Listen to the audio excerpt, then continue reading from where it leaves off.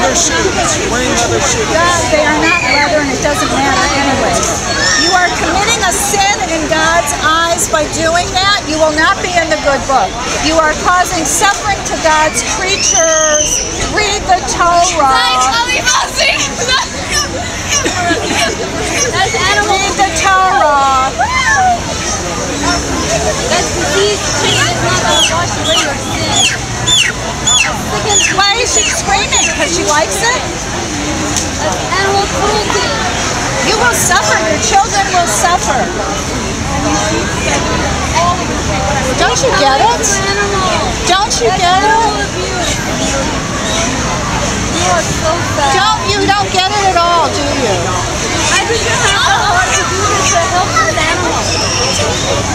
You know they still pay just like you do. I'm screaming.